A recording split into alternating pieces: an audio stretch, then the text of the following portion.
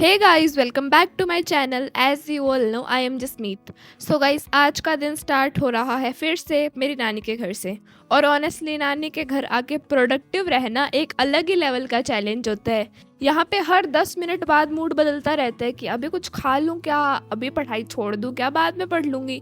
लेकिन बोर्ड्स का प्रेशर मेरे दिमाग में परमानेंटली इंस्टॉल हो चुका है, तो मैंने डिसाइड किया कि आज थोड़ी सी सीरियस पढ़ाई कर ही लेते हैं। सबसे पहले मैंने एसएसटी की नोटबुक निकाली और डेवलपमेंट चैप्टर के नोट्स रिवाइज करने बैठ गई।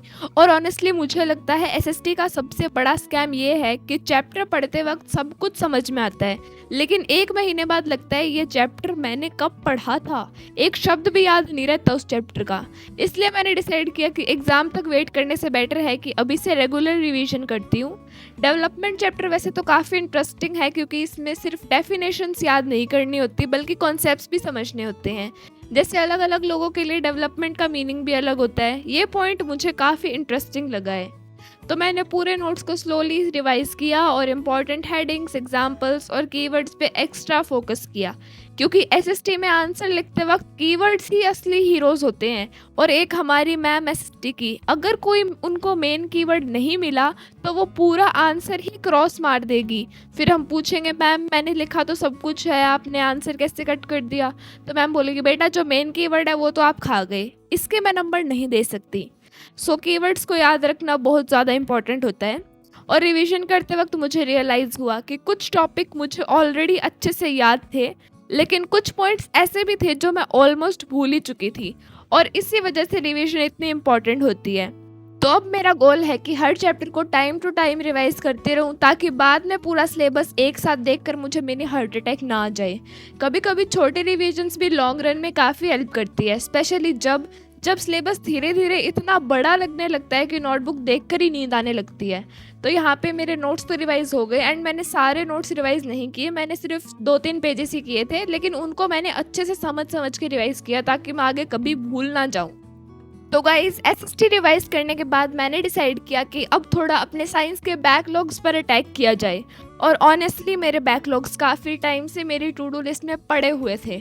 हर रोज़ उन्हें देखकर लगता था कि आज कंप्लीट कर लूँगी, लेकिन फिर कुछ ना कुछ हो जाता था और लेक्चर्स वहीं के वहीं रह जाते थे। तो आज फाइनली प्रोक्रेस्टिनेशन को साइड में रखा और अपने पेंडिंग लेक्चर्स मैंने खोल ही लिए। और अभी ना हमारे बैच में चल रहा है लाइट वाला चैप्टर, जिसके ऑलरेडी 7 से 8 लेक्चर्स हो चुके हैं। एंड मुझसे अभी तक लाइफ प्रोसेसेस वाला चैप्टर ही कंप्लीट नहीं हुआ, लेकिन ये लास्ट लेक्चर था और ये देखने के बाद में फाइनली मेरा ये वाला चैप्टर तो कंप्लीट हो जाता है। एंड अब मैं सोच रही हूँ कि मैं लाइट वाला चैप्टर कैसे करूँगी, इतने सारे लेक्चर्स पेंडिंग है मेरे। और ये वाला लेक्चर स्टार्ट करते ही मुझे याद आ गया कि ये चैप्टर कितना ज़्यादा लेंदी है। मतलब एक चैप्टर के अंदर ही न्यूट्रिशन, रेस्पिरेशन, ट्रांसपोर्टेशन और एक्सक्रीशन सब कुछ आ जाता है। साइंस ने लिटरली पूरी बॉडी की रिस्पॉन्सिबिलिटी एक ही चैप्टर में डाल दी। बट एनीवेज, तो अब बारी आ चुकी है मोटिवेशन की। तो आज का मोटिवेशन ये है कि आपको हर दिन परफेक्ट होने की ज़रूरत नहीं है। सोशल मीडिया पर जब हम दूसरे स्टूडेंट्स को देखते हैं तो लगता है कि सब लोग रोज़ 10-10, 12-12 घंटे पढ़ रहे हैं, सारे लेक्चर्स कंप्लीट कर रहे हैं और उनकी लाइफ बिल्कुल सॉर्टेड है। लेकिन रियलिटी में हर स्टूडेंट अपनी अलग स्ट्रगल्स फेस कर रहा होता है। कुछ लोग कंसिस्टेंसी के साथ स्ट्रगल करते हैं, कुछ मोटिवेशन के साथ और कुछ बैकलॉग्स के साथ। अगर आपके भी बैकलॉग्स हैं या आपको लगता है कि आप दूसरों से पीछे हो, तो सिर्फ एक बात याद रखो, रेस किसी और के साथ नहीं है, रेस कल वाले वर्जन ऑफ योरसेल्फ के साथ ही है।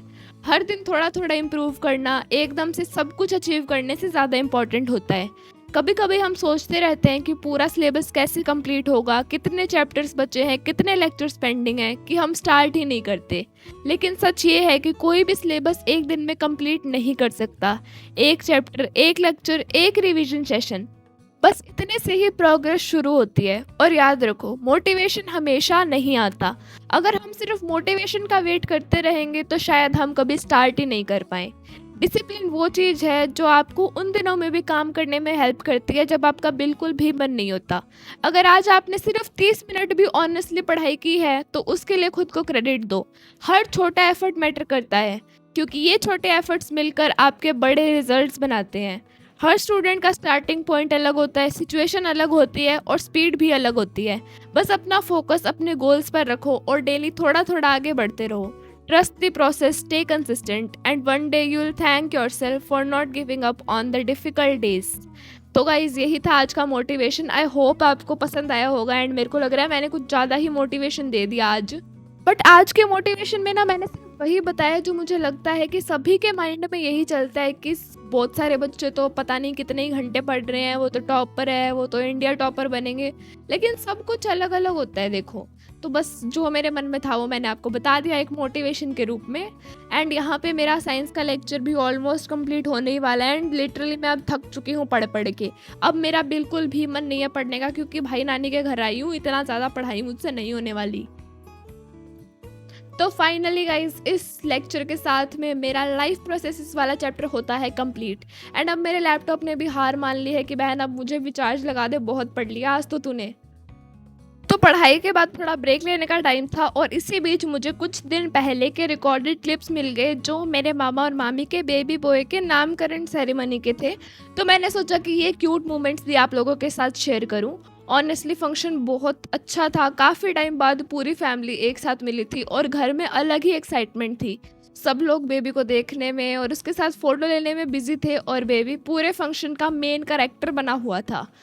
मतलब हर तरफ सिर्फ फैमिली कन्वर्सेशंस, लाफ्टर, फोटोज़ और वो टिपिकल फैमिली फंक्शन वाली वाइब थी जो बाद में सिर्फ मेमोरीज बन के रह जाती है। कभी कभी पढ़ाई और डेली रूटीन के बीच ऐसे मोमेंट्स भी इंजॉय कर लेने चाहिए, क्योंकि यही छोटी छोटी मेमोरीज बाद में सबसे ज़्यादा स्पेशल लगती है। तो उसके बाद में बस हवन वगैरह हुआ जो नामकरण से पहले होता है एंड उसके बाद में गीत वगैरह हुए। मैं आपको ये बताना भूल गई कि मेरी नानी का घर है हरियाणा में एंड यहाँ पे गीत तो हर एक फंक्शन में मैंडेटरी होते ही हैं। तो बस ज़्यादा कुछ तो हुआ नहीं, लेकिन हमने इन्जॉय बहुत ज़्यादा किया। एंड ये एक फ़ोटो है जो मैंने बेबी बॉय की एडिट की थी। तो अगर आपको ये पसंद आई तो मुझे कमेंट्स में ज़रूर बताना। तो इसी के साथ आज की वीडियो भी होती है यहीं ख़त्म। अगर वीडियो पसंद आई हो तो चैनल को सब्सक्राइब करना और वीडियो को लाइक करना बिल्कुल मत भूलना। मिलते हैं नेक्स्ट वीडियो में, तब तक के लिए take care and bye everyone.